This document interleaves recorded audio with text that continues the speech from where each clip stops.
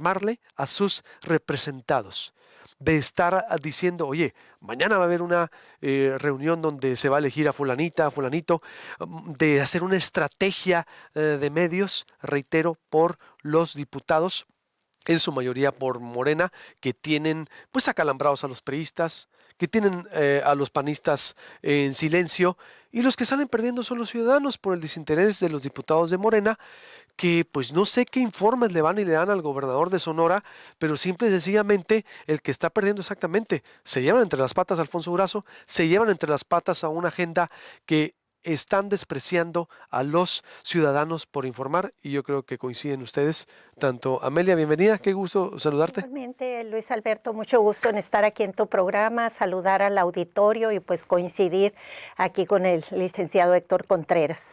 Muy amables por la invitación. Al contrario, Héctor, bienvenido. Muchas gracias, Luis Alberto. Saludo a la maestra con afecto y gracias por la invitación. ¿Coinciden con este diagnóstico del Congreso? Fíjate que efectivamente a la actual legislatura le ha faltado saber comunicar, porque están sucediendo cosas muy importantes, muy trascendentes, que los destinatarios de todas las actividades legislativas es la comunidad, es la sociedad, y quien debe de estar enterado del quehacer del Poder Legislativo, pues es precisamente el que va a recibir ese beneficio o esa afectación en su esfera jurídica con motivo de una ley. Definitivamente están sucediendo cosas trascendentes como es el nombramiento del presidente de la Comisión Estatal de Derechos Humanos.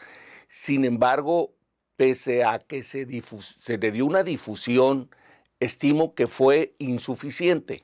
Debe de haber una mayor apertura del Congreso y debe de implementarse el Parlamento abierto como una moda permanente, como un estilo permanente de legislar. ¿Para qué? Para que los ciudadanos simplemente nos enteremos de lo que esté pasando. Yo acabo de recibir una gaceta de una iniciativa de una diputada por el Partido Socialdemócrata, que es una barbaridad, que es algo increíble. Está hablando de genocidio. Está hablando de genocidio. Entonces, esas cosas, la actividad del Poder Legislativo debe de llegar a la academia, debe de llegar a las universidades, debe de llegar a la sociedad civil. ¿Para qué? Pues para poder participar, hacer llegar alguna información, enriquecer una iniciativa y que realmente el que no sea el ciudadano, el destinatario de la norma, el sorprendido cuando ve que se está publicando en un código que salió en la Gaceta. Entonces, sí le falta comunicar al Congreso, sí le falta una mayor apertura para que los comentarios como lo que tú hiciste, con justa razón, no se den, pues. Vamos abriendo las los ciudadanos. Claro. Me llamó la atención cómo los ciudadanos empezaron a decir, oye, eso hace el Congreso exactamente, vamos abriendo, y es inédito, yo nunca había visto. Antes, por lo menos, la legislatura pasada todavía traía un ritmo de que había, los diputados salían, debatían. Hoy, que son algunos diputados de Morena que repitieron, cayeron en una inopia, cayeron ya en un encuartelamiento, zona de confort. En una zona de confort, algunos de cerrazón, que pues prácticamente están en lo oscurito. Retrocedimos como hace de 2010 para abajo. ¿Cuál sería tu diagnóstico de esto, Amelia? La verdad me da mucho gusto que este tema se ponga pues abiertamente a discusión, porque es algo que hemos venido viendo, en este caso las agrupaciones que trabajamos pues por contrarrestar la violencia, impulsando perspectiva de género, igualdad, y es algo que hemos visto particularmente porque tenemos ya en nuestra memoria histórica registrados dos hechos trascendentes en los cuales completamente nos han ignorado como sociedad civil.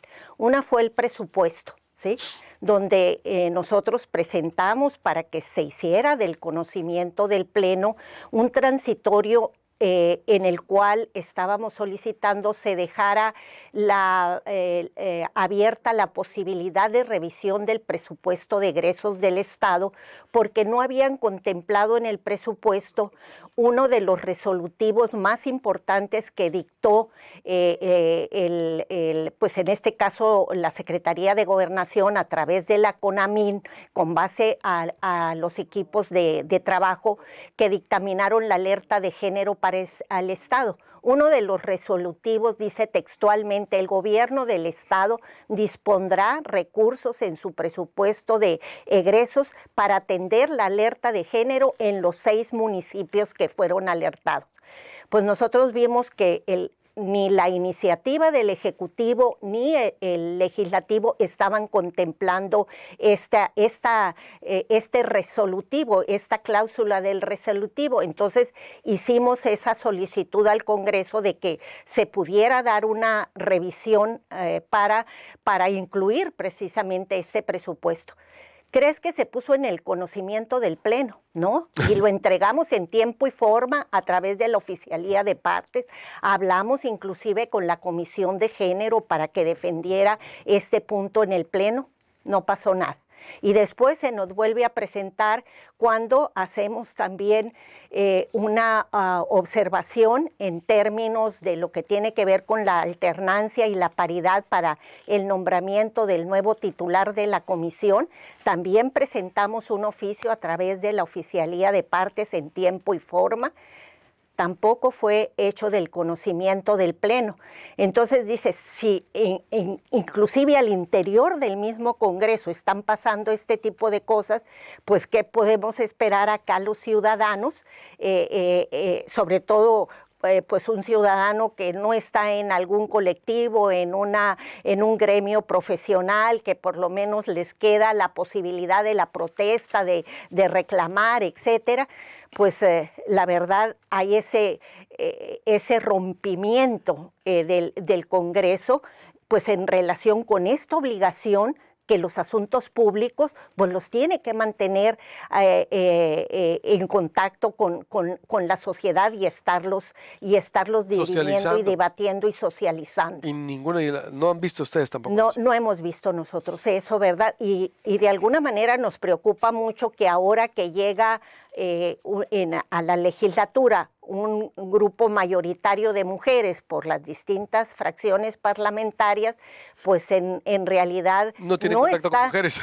Sí, nunca habíamos tenido tantas mujeres, no se esté dando esa interlocución, ese diálogo con los colectivos feministas, ¿no? Sí nos preocupa y queremos retomar este aspecto con ellos. Hacemos este llamado a tener esta interlocución, a discutir los temas que tienen que ver con la agenda que nosotros venimos defendiendo en materia de derechos humanos para las niñas y las mujeres sonorenses.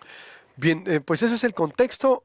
Nos quedamos en multiplataforma, despedimos TV y radio y nos quedamos en multiplataforma de Proyecto Puente para analizar los retos del ombudsman y para que vean cómo ciudadanos, medios y también los especialistas coinciden en lo que detectamos y despertamos también al auditorio. La opacidad en la que están cayendo y la cerrazón, y les vale a los diputados rendir cuentas a los ciudadanos. Despedimos la señal de Megacable, La Voz del Pitic, Radiorama y Radio Fiesta. Te invitamos a seguir nuestra transmisión en vivo en proyectopuente.com.mx, TuneIn, Facebook y YouTube. Volvemos con más información. El ombudsman, no sé si querías decir algo más. Está bien. Si queremos seguir con el tema o vamos con el ombudsman. Vamos con el ombudsman. ¿Cuáles son los retos? ¿Qué perfil ves y los retos? Antes de contestar esta pregunta, Luis Alberto, antes de entrar al aire estaba escuchando tus comentarios del desconocimiento de la ciudadanía de lo que es el presidente de la Comisión Estatal de Derechos Humanos, el ombudsman, la ausencia en la sociedad por el interés de esta figura de este representante de la sociedad, porque es lo que quiere decir ombudsman, representante del pueblo.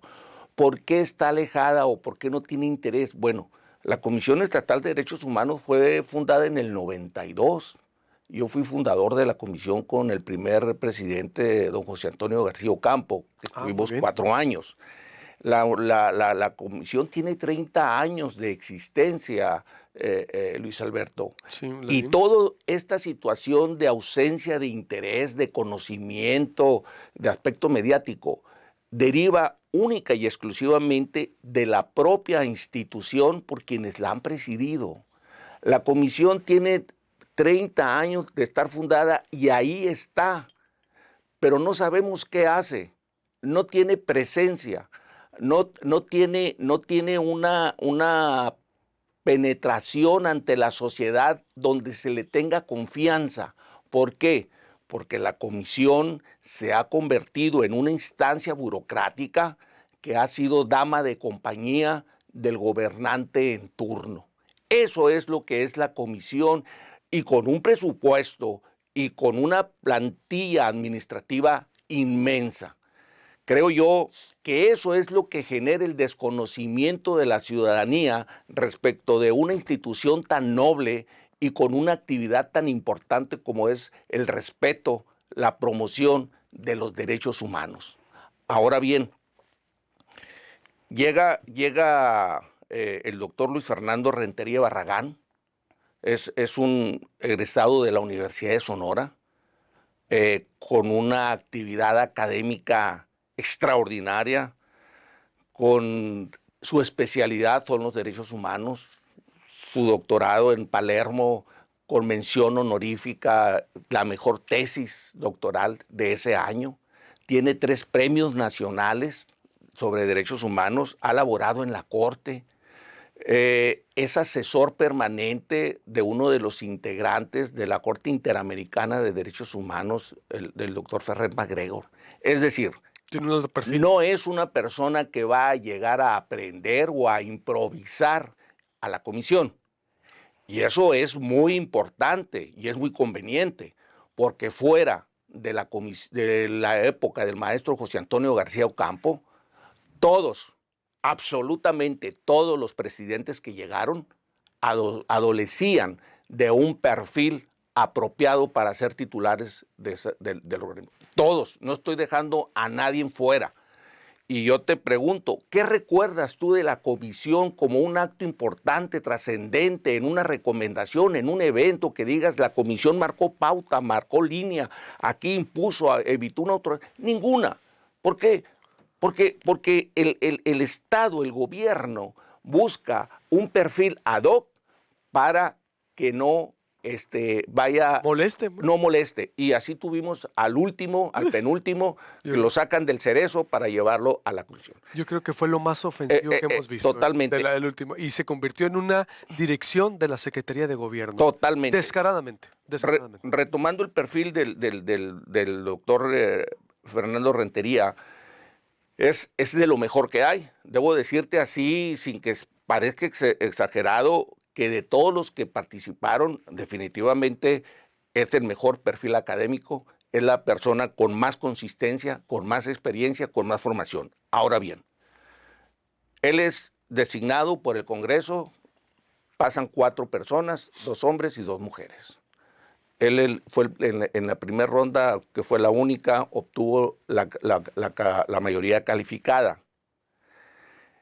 Yo sí creo que Luis Fernando va a llegar a la comisión y le va a dar el estatus y el lugar que le corresponde. En principio no va a ser muy difícil, porque la comisión está como la puerta de Alcalá, ¿no? Ahí está, y hasta ahí. Entonces creo que su experiencia laboral, su trayectoria en la Corte Interamericana, su trayectoria en la Suprema Corte, le da un gran bagaje y una gran experiencia, pero además goza de una gran independencia, autonomía, porque él no forma parte no llega merced a una vinculación con el actual gobernador. Él está llegando por sus méritos, y eso es muy importante, porque a la hora que tenga que emitir una recomendación, lo tendrá que hacer de manera objetiva conforme a los datos de prueba que se alleguen a la carpeta. Y eso le tendrá que dar a la comisión mucho crédito del cual no goza en la actual adolescencia. Pues ojalá que exactamente que se apoye el Estado para que haga esa vigilancia de los servidores públicos y que veamos otro espectáculo, porque lo que hemos visto en los últimos sexenios, sobre todo en los últimos 2 sexenios, para llorar. Y sobre todo, es más, el último, todavía Raúl Ramírez le puedes criticar muchas cosas, pero se preocupaba, salía, señalaba, estabas de acuerdo o no con él, es decir, era un activo importante, pero el pasado, todo lo que poco se avanzó fue un retroceso histórico que vivió Sonora. Por eso era importante que los ojos de la opinión pública estuviéramos vigilando, pero al Congreso simple y sencillamente no le interesó rendir cuentas a los actuales diputados de Sonora. Amelia, para cerrar, ¿cuáles son los retos o qué opinas? La verdad, yo no coincido con algunos puntos que comenta aquí el licenciado Héctor Contreras. Indiscutiblemente lo del currículum es una realidad. Tiene el señor un currículum impresionante. Pero de la independencia, yo allí sí tengo mis dudas. Y lo tengo en base a la votación del Congreso. Si tú ves quiénes votaron en contra, vas a ver que no hay un solo voto en contra de Morena, ¿sí? Los únicos que votaron en contra o las únicas mujeres que votaron en contra o son de Movimiento Ciudadano o son del PRI o son del PRD. Fuera de ahí, o sea, no hubo ningún voto. Disimúlenla, digo yo un poco, señores. Hubo línea para mí en este nombramiento. Es más, desde el procedimiento que se definió para la votación, de decir que aquel desde que se sometiera, pues no se votaron a los 4. En realidad se votó a 1 nada más, al primero que estaba en la lista, que ni siquiera en la lista corresponde a, vamos a decir, a un orden de prelación conforme a un orden alfabético o de otro tipo, ¿sí? Lo pusieron en primer orden, se señaló que si ya el que en esta ronda de votación reunía las 2/3 partes, ese era, ¿no? Es decir, se votó a una sola persona, no se votaron a los 4. Sí. Por otra parte, te digo, es muy clara esa línea, por eso yo sí dudo de la independencia que pueda tener, ¿no? E independientemente de eso, lo que nosotros venimos defendiendo son el respeto al principio de lo que tiene que ver con la paridad y con la alternancia y la equidad, ¿sí? Que desde el 2019 están esos principios constitucionales, ¿sí? Ahora, aquí el pretexto de Sonora ha sido que no se ha hecho la armonización en relación con los organismos autónomos, ¿sí? Pues esa ni es responsabilidad de la sociedad, ellos son los que han dejado de cumplir con esa armonización, porque desde el 2019 están estos principios constitucionales y entonces nosotros sabemos que si nos vamos a la vía del amparo o que quienes en este caso las afectadas, que es lo que queremos lograr, que las afectadas se vayan a la vía del amparo, y esto ya lo hemos consultado con asesoras internacionales, nacionales, que tienen mucha experiencia en el tema. Tenemos muchas posibilidades, o tienen ellas muchas posibilidades de ganar. Y nosotros los colectivos de mujeres las acompañaríamos a través de un recurso del Amis Curi, que usted lo debe de conocer, sí, claro, que no es algo que esté legislado en México, pero sí internacionalmente es algo a lo que nos podemos acoger. Esto significa amigos de la Corte, que en este caso son terceros que se pueden pronunciar en relación a algún asunto que se esté dirimiendo, donde das una opinión técnica documentada en relación pues con el asunto en controversia. Entonces, ojalá lleguemos a ese paso, ¿sí? Para demostrar que por las vías legales, o sea, podemos hacer que se respeten estos principios constitucionales y sobre todo darle una lección al Congreso del Estado de Sonora. Héctor. Maestra, a ver, hay cosas aquí que que quisiera yo comentar. Los 3 integrantes que se les tomó protesta ayer del Instituto de Transparencia y Acceso a la Mujer son mujeres, las 3.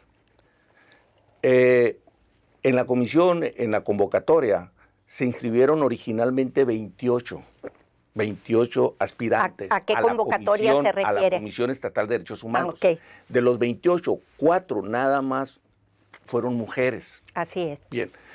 De la primera depuración quedaron 20 y al final quedaron 4. 2 hombres y 2 mujeres. Me dice usted, bueno, es que lo que pasa es que se le colocó en el primer lugar y no tuvieron ronda los demás. En un proceso de selección, así lo dice la ley orgánica, de todos los congresos de todo el país y del propio Congreso Federal. Cuando se requiere mayoría calificada, ¿cómo está? Las 2/3 partes. Cuando se obtienen las 2/3 partes del primer momento, se acaba la ronda. No tienen por qué pasar los demás. Eso ha pasado en todos los nombramientos que se hacen en el país. Y cuando no se acaba, pasa al siguiente y al siguiente hasta que se da. Acuérdense que en el caso del anterior presidente de la Suprema Corte de Justicia, se llevó a votación 49 veces porque no alcanzaba la votación. Entonces, aquí hubo en principio paridad. Hay 2 mujeres y 2 hombres. El que haya tenido él las 2/3 partes de la primera votación, no pudiéramos decirlo así tan abiertamente, bueno, es que había línea, es que era la intención. El resultado de la votación, sobre todo. El resultado, mire, quienes no votaron a favor de él fue por una sencilla razón.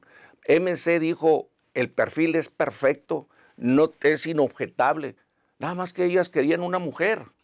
Esa fue el argumento. Entonces, creo yo que con todo lo que se diga del Congreso y con todos los desacuerdos que tengamos, creo que en esta ocasión está llegando a la Comisión Estatal de Derechos Humanos el mejor perfil de los que se inscribieron. Es su apreciación, es inobjetable. licenciado. Es su apreciación, pero otros podemos tener otra apreciación.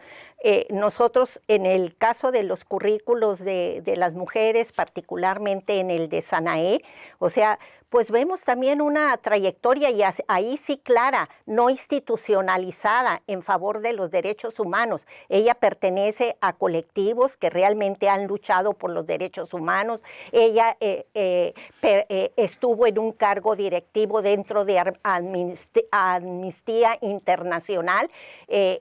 Entonces, hay también dentro de este currículum mujeres competitivas, o sea, que realmente podrían, y sobre todo, pues están estos principios constitucionales que le comento, que debieron de haber sido discutidos. ¿Por qué no se discutió el escrito que nosotros presentamos al Congreso, donde dábamos toda la fundamentación y los precedentes que existen, ¿sí? Que ni siquiera se presentó al Pleno, licenciado? Pero eso nosotros no lo sabemos. Ahorita estamos analizando por qué llega el doctor Rentería a la Comisión de Derechos Humanos. Es decir, estamos tratando de decir si fue un proceso limpio, si fue un proceso aseado, si el doctor Rentería cumple con todos los requisitos, si tiene capacidad, si tiene experiencia. Yo nomás le diría, yo me quedo con la parte de que el tribunal más importante de América Latina, la Corte Interamericana de Derechos Humanos, de la cual México queda vinculada a sus resoluciones,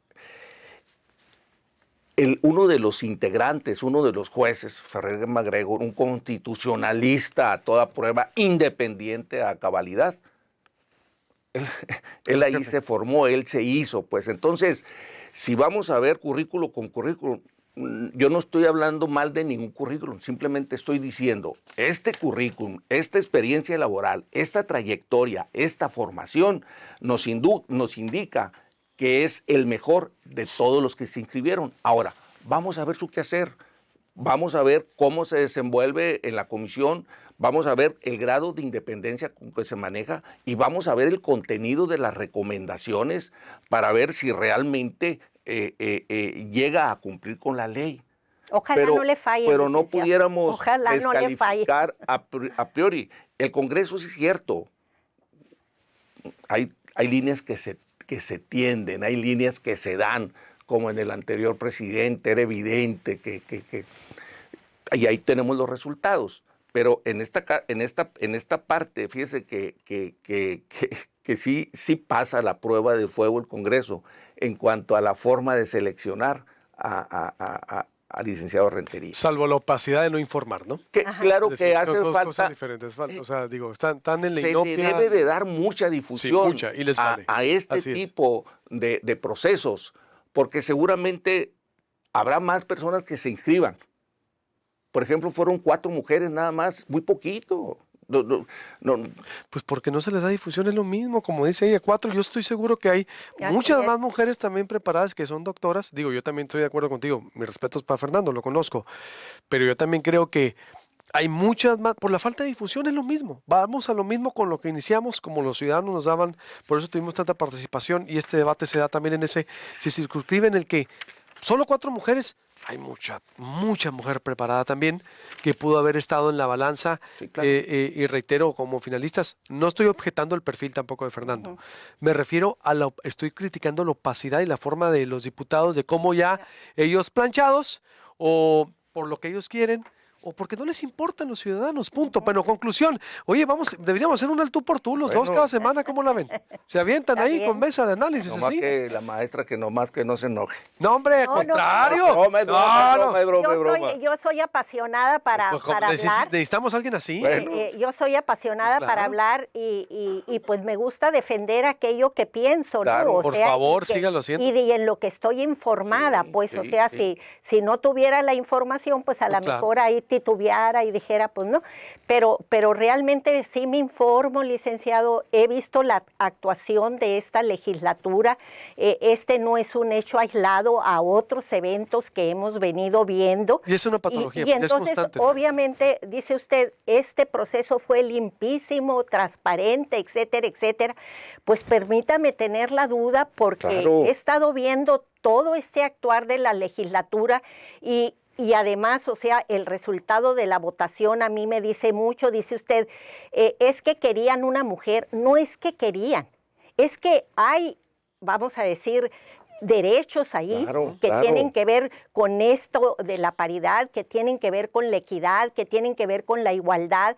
Entonces, desde esa perspectiva, quienes defendieron al interior del Congreso esa postura, pues las asiste el razonamiento jurídico y también, vamos a decir, su propia identificación con el género. Claro. Maestra, ¿y qué opinión le merece a usted que en el Instituto de Transparencia hayan llegado 3 mujeres? Pues, o sea, qué bueno que así haya sido, que hayan podido estar 3 mujeres, o sea, que hayan sido seleccionadas. No conozco, no me metí mucho en la revisión de ese procedimiento, pero, ¿verdad?